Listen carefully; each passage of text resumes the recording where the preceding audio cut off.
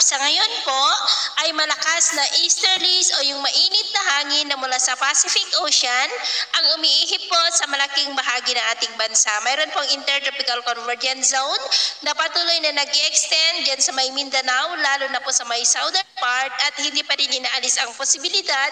na may mabuong sama ng panahon within that ITCZ anytime na magdudulot po ng mas maulan na panahon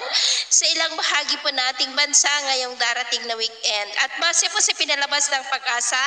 na tropical cyclone threat potential ay meron pong banta ng sama ng panahon na maaari na tumawid sa ating kalupaan ngayong linggong ito po, at ito nga ang pinapakita ng forecast model na ating ginagamit hanggang po sa susunod na 2 linggo. At sa lagay ng ating panahon ngayong madaling araw, dahil po sa intertropical convergence zone ay may mga malalakas na ulan sa ilang bahagi ng Davao Region, Sorsogon at Sulu Archipelago.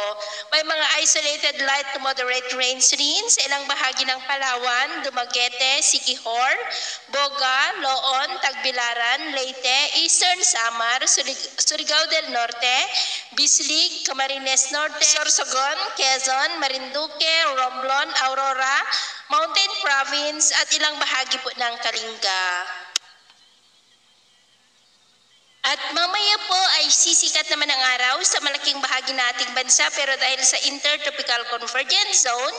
ay may malalakas na ulan dyan po sa may Sorsogon at ilang bahagi ng Davao. Cloudy skies with isolated rains rin sa ilang bahagi pa ng Bislig, Surigao del Norte, Eastern Samar, Tacloban, Dulag, Abuyog, Loon, Boga, Karkar, Dumaguete, Escalante, Capiz, Aklan, Northern Palawan, ilang bahagi ng Bicol, Marinduque, Quezon, Aurora at coastal areas ng Isabela.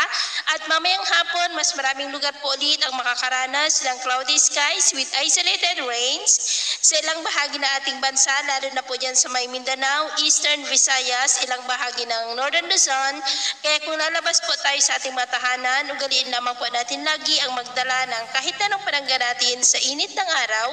at proteksyon na rin po sa mga biglaang buhos ng ulan. At sa